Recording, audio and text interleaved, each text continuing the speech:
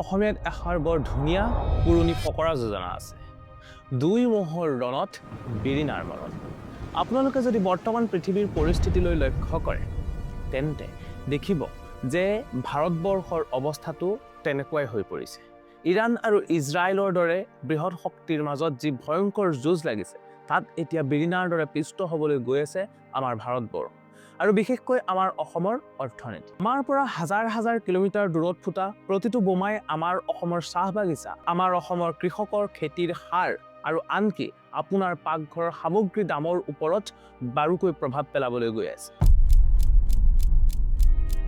সেয়া কেনেকৈ প্ৰভাৱ পেলাইছে জানিলে আপুনিও আচৰিত হৈ পৰিব। কিন্তু এই ধ্বংসলীলাৰ কথা পতাৰ আগতে আহকচোন আমি ইতিহাসৰ এটা ডাঙৰ পাত লুটিয়াই চাওঁ। আজি যি দুখন দেশে ইখনে সিখনলৈ মিছাইলৰ বৰ্ষণ কৰি আছে, আপুনি জানেনে যে আজিৰ পৰা প্ৰায় কেইটামান দশক আগলৈকে তেওঁলোকে আছিল আটাইতকৈ ডাঙৰ ভাল বন্ধু। দ্য নিউ ইয়ৰ্ক টাইমছৰ পুৰণি ৰিপৰ্ট আৰু আমেৰিকাৰ ডিক্লাছিফাইড ফাইলবোৰ, অৰ্থাৎ চৰকাৰে আগতে লুকুৱাই ৰখা কিছুমান ফাইল আৰু এতিয়া ৰাইজৰ মাজত মুকলি কৰি দিছে, যাক কোৱা হয় ডিক্লাছিফাইড ফাইল। সেই তথ্যবোৰ চালে দেখা যায় যে 1977 চনত এই দুয়োখন দেশ একেলগে বহি প্ৰজেক্ট ফ্লাৱাৰ নামৰ এটা গোপন প্ৰজেক্টত মিছাইল বনাইছে। এতিয়া প্ৰশ্ন হয়, একেলগে মিছাইল বনোৱা দুখন বন্ধু দেশৰ মাজত আজি এনেকুৱা তুমুল সংঘৰ্ষ কিয় হৈছে? সাধাৰণতে আমি নিউজবোৰ চাই ভাবোঁ যে ইৰাণ আৰু ইজৰাইল চাগে জন্মৰ পৰাই শত্ৰু, কিন্তু প্ৰকৃত ইতিহাসটো একেবাৰেই বেলেগ। 1948 চনত যেতিয়া ইজৰাইল এখন সুকীয়া দেশ হিচাপে গঠন হৈছিল তেতিয়া চাৰিওফালে আৰৱৰ দেশবোৰে ইজৰাইলক ধ্বংস কৰিবলৈ উঠি পৰি লাগিছিল। কিন্তু BBC হিষ্ট্ৰীৰ তথ্য অনুসৰি 1950 চনত তুৰস্কৰ পিছতেই ইৰাণ আছিল পৃথিৱীৰ দ্বিতীয়খন মুছলমান গৰিষ্ঠ দেশ, যিয়ে ইজৰাইলক এখন সুকীয়া ৰাষ্ট্ৰ হিচাপে স্বীকৃতি দিছে। সেই সময়ত ইৰাণৰ শাসনত আছিলে আমেৰিকাৰ মিত্ৰ শ্বাহ মহম্মদ ৰেজা পাহলভী। তেওঁলোকৰ মাজত এখন আচৰিত বেপাৰ চলিছে, যাক কোৱা হৈছিল অইল ফৰ আৰ্মছ বা তেলৰ সলনি অস্ত্ৰ নীতি। ইজৰাইলৰ প্ৰখ্যাত সাংবাদিক ৰুৰেন ৱাৰ্গমেনৰ কিতাপ দ্য চিক্ৰেট ৱাৰ উইথ ইৰাণত উল্লেখ কৰা অনুসৰি ইৰাণে ইজৰাইলক তেওঁলোকৰ প্ৰয়োজনৰ প্ৰায় বৃহৎ অংশ খাৰুৱা তেলৰ যোগান ধৰিছে।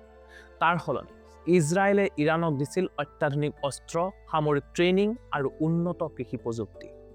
মিত্ৰতা ইমানেই গভীৰ আছিল যে ইজৰাইলৰ দুধৰ চোৰাংচোৱা সংস্থা মজাদে ইৰাণৰ সেই সময়ৰ গোপন পুলিচ বাহিনী চাভাকক প্ৰশিক্ষণ দিছিল। 1979 চন ইৰাণৰ বুকুত সেই ভূমিকম্পটো আহিল, যাক সমগ্ৰ বিশ্বই ইছলামিক বিপ্লৱ বা ইছলামিক ৰিভলিউশ্যন বুলি জানে। টাইম মেগাজিনৰ সেই সময়ৰ ৰিপৰ্টবোৰ চালে দেখা যায় আমেৰিকাপন্থী শ্বাহে দেশ এৰি পলাই যাবলৈ বাধ্য হ'ল আৰু পেৰিছৰ পৰা আহি ইৰাণৰ শাসনভাৰ হাতত ল'লে কট্টৰপন্থী ইছলামিক নেতা আয়াতুল্লাহ ৰুহুজ্জা খোমেইনি। ক্ষমতালৈ আহিয়ে খোমেইনিয়ে ইৰাণৰ গোটেই বৈদেশিক নীতি সলনি কৰি পেলালে।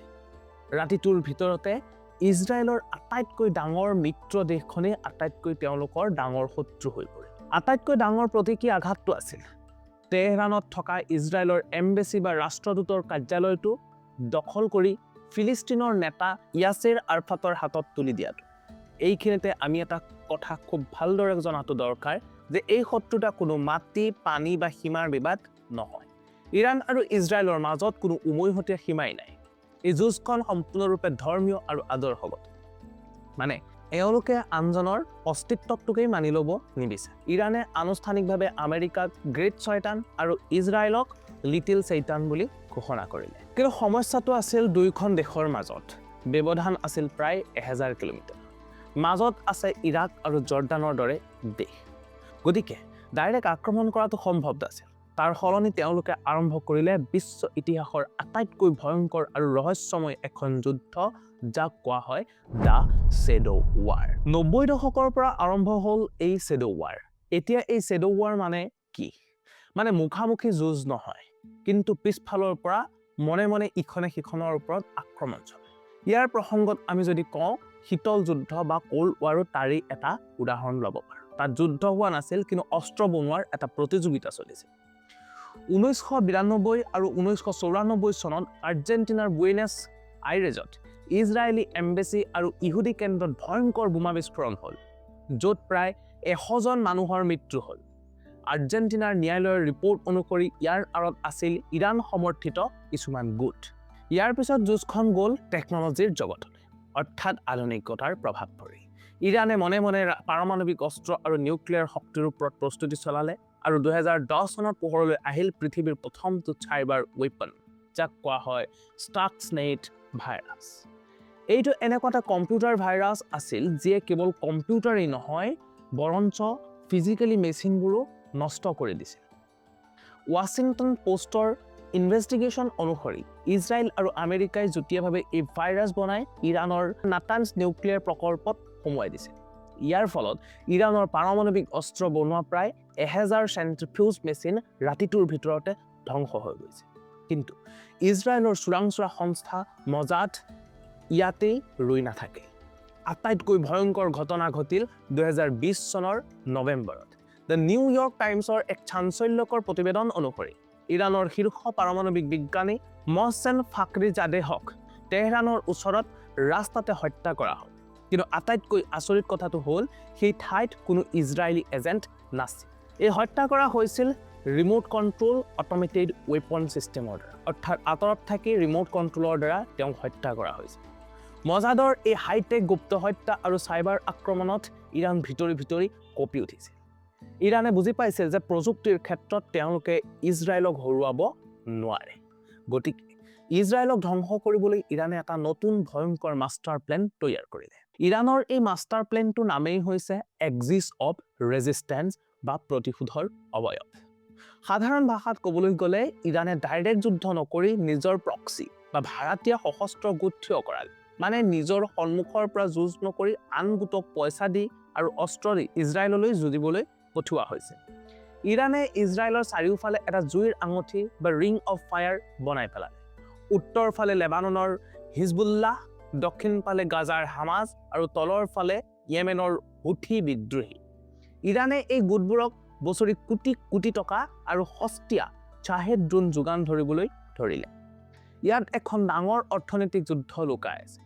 ইৰাণৰ এটা শ্বাহেদ ড্ৰোন বনাবলৈ খৰচ হয় মাত্ৰ 20ৰ পৰা 50,000 ডলাৰ। কিন্তু সেই একেখন ড্ৰোন আকাশত ধ্বংস কৰিবলৈ আইৰণ ডোম নামৰ যিটো আকাশী প্ৰতিৰক্ষা ছিষ্টেম আছে, তাৰ পৰা মৰা প্ৰতিটো মিছাইলৰ দাম মিলিয়ন ডলাৰৰো অধিক হয়। অৰ্থাৎ ইৰাণে সস্তীয়া অস্ত্ৰৰে ইজৰাইলক আৰ্থিকভাৱে পংগু কৰাৰ ষড়যন্ত্ৰ কৰিছে। কিন্তু 2024 চনৰ এপ্ৰিল মাহত সকলো সীমা পাৰ হৈ গ'ল। চিৰিয়াত থকা ইৰাণৰ কনচুলেট ইজৰাইলৰ আক্ৰমণ আৰু তাৰ প্ৰত্যুত্তৰত 13 এপ্ৰিলত ইৰাণৰ পৰা ইজৰাইললৈ ইতিহাসৰ প্ৰথমটো ডাইৰেক্ট মিছাইল আক্ৰমণ হৈছিল। দশক ধৰি অহা এই শ্বেডো ৱাৰ এতিয়া মুকলি সংঘাতলৈ ৰূপান্তৰিত হ'ল। দুয়োখন দেশ এতিয়া মুখামুখি সমৰত। কিন্তু ভিডিঅ'টো আৰম্ভণিতে মই যিটো ফকৰা যোজনাৰে আৰম্ভ কৰিছিলোঁ, দুই মহৰ মাজত বিৰিণাৰ মৰণ। এই সমগ্ৰ যুদ্ধখনত অৰ্থাৎ আমাৰ ভাৰতবৰ্ষ আৰু অসংখ্য বিৰিণাৰ দৰে পিষ্ট হ'ব লাগিব। আহক এতিয়া একেবাৰে সহজকৈ কথাটো বুজি লওঁ। এই যুদ্ধখন আমাৰ পৰা হাজাৰ কিলোমিটাৰ দূৰত্বত হ'লেও এই জুই আমাৰ পাকঘৰ পাব। দ্য হিন্দু আৰু ইকনমিক টাইমছৰ ডাটা বিশ্লেষণ কৰিলে আমি স্পষ্টকৈ দেখিবলৈ পাওঁ, প্ৰথমতে আহক পাকিস্তানৰ বাইপাছ কৰি ব্যৱসায় কৰিবলৈ ইৰাণৰ চাবাহৰ বন্দৰত যি কোটি কোটি টকা ইনভেষ্ট কৰিছে, সেই সপোনৰ প্ৰজেক্টটো পানীত পৰিব। লগতে মধ্যপ্ৰাচ্যত কাম কৰা আমাৰ প্ৰায় 99 লাখ অৰ্থাৎ 1 কোটি প্ৰৱাসী ভাৰতীয়ৰ জীৱনলৈ ডাঙৰ ভাবুকি আহিল। আটাইতকৈ গুৰুত্বপূৰ্ণ কথাটো হ'ল আমাৰ অসম। দি বোৰ্ড অৱ ইণ্ডিয়াৰ তথ্যমতে ইৰাণ হৈছে আমাৰ অসমৰ অৰ্থডক্স চাহৰ অন্যতম বৃহৎ ক্ৰেতা। অৰ্থডক্স চাহ মানে হৈছে যিটো চাহপাত মেচিনত গুৰি নকৰি পৰম্পৰাগতভাৱে বনোৱা হয়, যাক আমি সাধাৰণতে ডাঙৰ পাতৰ চাহ বুলি কওঁ। যুদ্ধৰ বাবে যদি ইৰাণৰ ওপৰত আমেৰিকাই নতুন নিষেধাজ্ঞা জাপি দিয়ে, তেন্তে অসমৰ পৰা ইৰাণলৈ চাহৰ ৰপ্তানি একেবাৰে বন্ধ হৈ পৰিব। আমাৰ চাহ বাগিচা আৰু তাৰ লগত জড়িত লাখ লাখ মানুহৰ জীৱনলৈ ডাঙৰ অৰ্থনৈতিক সংকট নামি আহে। ইৰাণে যদি প্ৰতিশোধ ল'বলৈ ষ্ট্ৰেইট অৱ হৰমুজ নামৰ সাগৰীয় পথটো বন্ধ কৰি দিয়ে, যিটো পথেৰে পৃথিৱীৰ আটাইতকৈ বেছি তেলৰ জাহাজ পাৰ হয়, তেন্তে সমগ্ৰ পৃথিৱীতে খাৰুৱা তেলৰ দাম আকাশলংঘী হ'ব। খাৰুৱা তেলৰ দাম বাঢ়িলে ভাৰতৰ ভূখণ্ডৰ পৰা অসমলৈ মালবস্তু কঢ়িওৱা ট্ৰাকৰ ভাড়া বাঢ়িব। ফলত দাইল মিঠাতেলৰ পৰা আৰম্ভ কৰি পাচলি আৰু আমাৰ অসমৰ কৃষকৰ হাৰলৈকে সকলো বস্তুৰ দাম জুই চাই হ'ব। 1977 চনৰ বন্ধুত্বৰ পৰা 2024 চনলৈ মুকলি আক্ৰমণলৈ ইৰাণ আৰু ইজৰাইলৰ এই কাহিনীটোৱে এটা কথাই প্ৰমাণ কৰে যে আন্তঃৰাষ্ট্ৰীয় ৰাজনীতিত কোনো চিৰস্থায়ী বন্ধু বা চিৰস্থায়ী শত্ৰু নাথাকে। থাকে কেৱল নিজৰ স্বাৰ্থ। কিন্তু দুখৰ কথাটো হ'ল এই বৃহৎ শক্তিবোৰৰ স্বাৰ্থৰ যুঁজত আমাৰ দৰে সাধাৰণ মানুহে সদায় মূল্য ভৰিব লগা হয়। আপোনাৰ মতে এই যুদ্ধৰ ভৱিষ্যত কি হ'ব? ইজৰাইলৰ হাইটেক অস্ত্ৰ জিকিব নে ইৰাণৰ প্ৰক্সি নেটৱৰ্ক? কমেণ্ট কৰি মোক নিশ্চয় জনাব।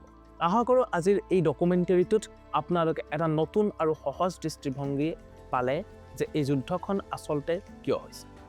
ভিডিঅ'টো ভাল লাগিলে এটা লাইক কৰিব। এনেকুৱা তথ্য সমীক্ষৰ বিশ্লেষণ নিয়মীয়াকৈ চাবলৈ প্ৰাণজিৎ মিশ্ৰ চেনেলটো ছাবস্ক্ৰাইব কৰিবলৈ নাপাহৰিব। ধন্যবাদ। জয় আই অসম, জয় হিন্দ।